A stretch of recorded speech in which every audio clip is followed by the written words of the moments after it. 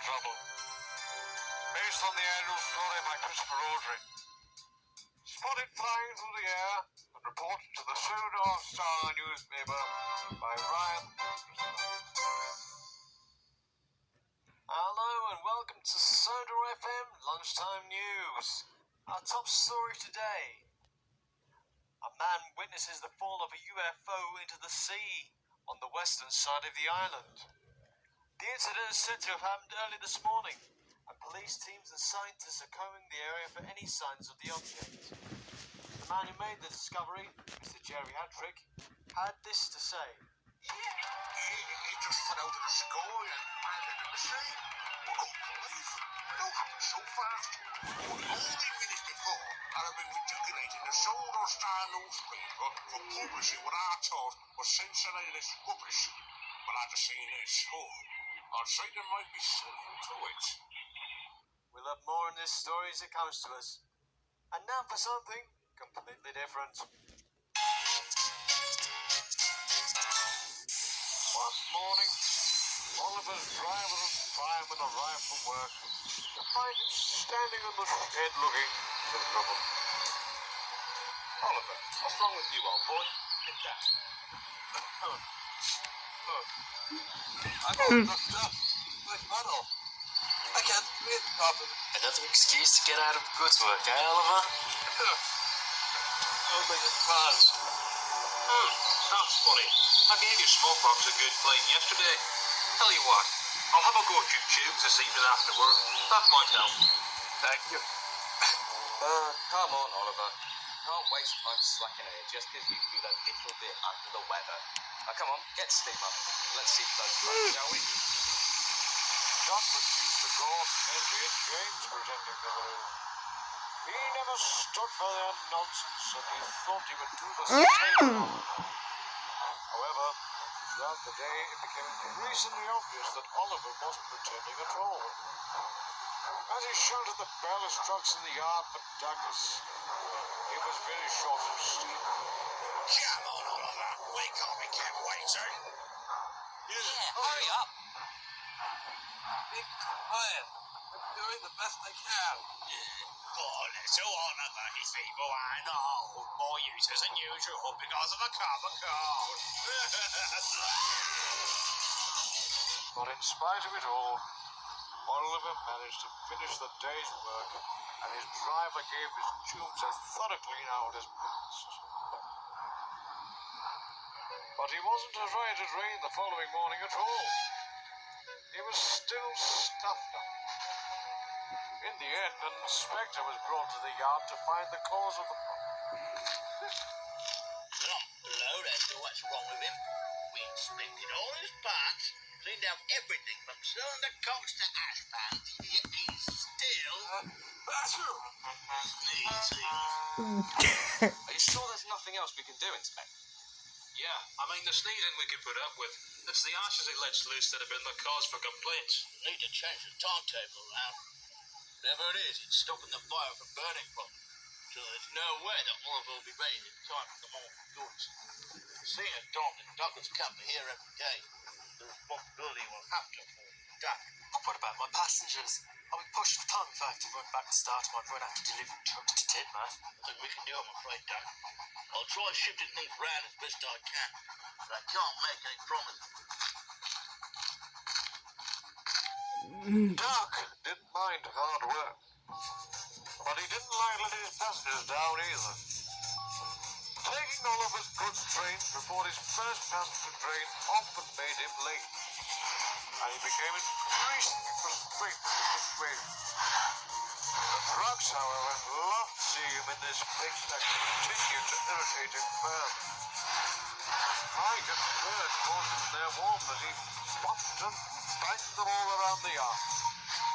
That you should not have done so hard. It's a ridiculous. Well, it's not my fault why things won't behave. I've been running further behind schedule with Oliver out of action, and these stupid trucks aren't helping matters either. Keep going, Doug. You're out of luck. Without our honor, you're just plain stuck. Doug delivered a fearsome bump. But the bump was on one of the trucks had jammed. instead of bouncing back as it should have done, it gave Duck a nasty hit.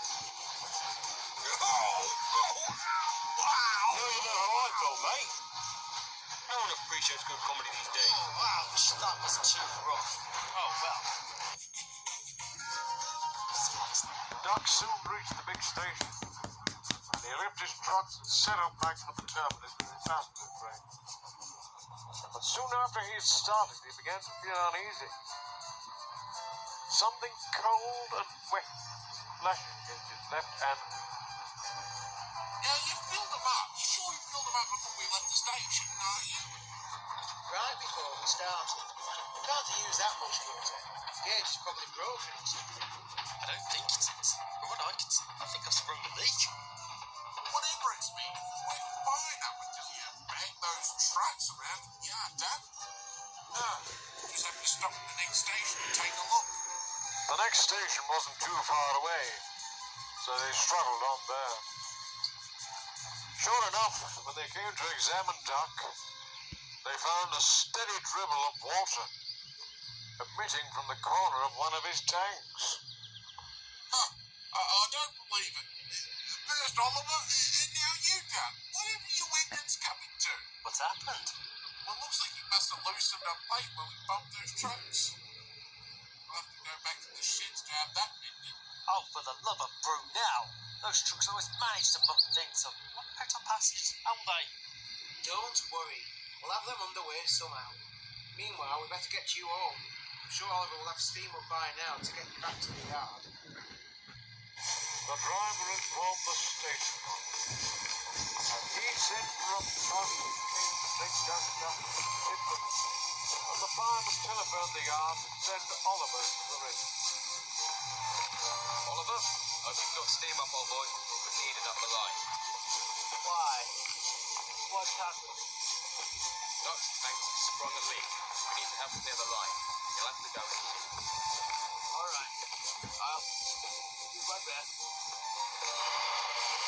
Once he had steam up, Oliver popped carefully up the line smoothly, and was soon coupled to Duck and his... Oliver gave a great effort as they began the journey, and it was hard work. Now he couldn't breathe properly through his funnel, and it seemed to be pressuring more as he kept reaching the hill.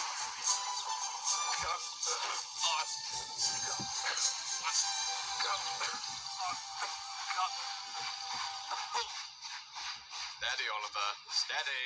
We don't want you putting yourself out of action, too. I'm trying. I'm trying. One. More effort. Oliver gave a great burst of steam and charged the hill brake. As he did, he felt a sharp pain in his funnel, and something large, black and sooty, shot out high into the air, much to everyone's surprise. Great heavens above. What was that? Oh, it looked like some kind of giant bat. Can't see where it's landed, though. Well, whatever it was, it seems to have done Oliver some good. Oh, that's much better. I can breathe again. Meanwhile, on the beach below, Listen to this, boy. Listen to this Rudyard line. The spooky steamer. Local rallyman witness ghost train on rejuvenated railway. God, don't see so many as a claiming it's a ghost in the hills. That's nice, dear.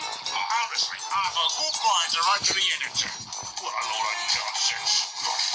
Never seen them be claiming them down in old days. UFOs flying to the sky.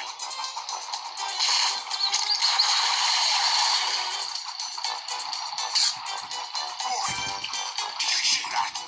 Something just fell from the sky. Jerry. Shut up, dear.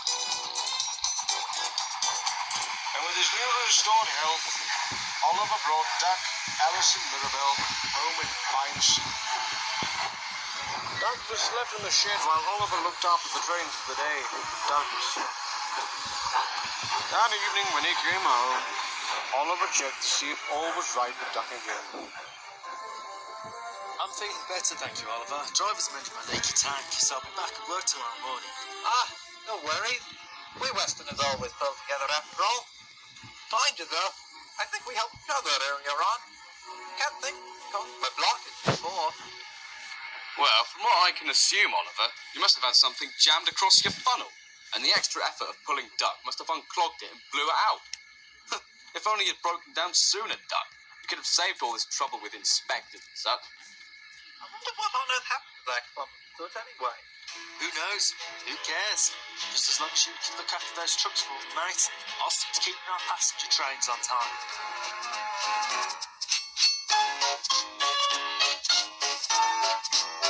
This morning, Mr. Jerry Hattrick had claimed to have seen what he believed to have been a UFO hurl through the sky and land in the sea. A lengthy search was brought to an abrupt stop following our lunchtime broadcast thanks to Mr. John Hughes, station master at Owlsborough Station, who explained that the UFO had turned out to be a large clump of black rubbish that had accumulated in the funnel of the Northwestern Railway's number 11 Oliver. Mr. Hattrick was not available for comment tonight, but his wife has issued this statement. I'll never let him near a telephone again. I promise. I'm Tom Baxter, and this has been Sodor FM Evening News.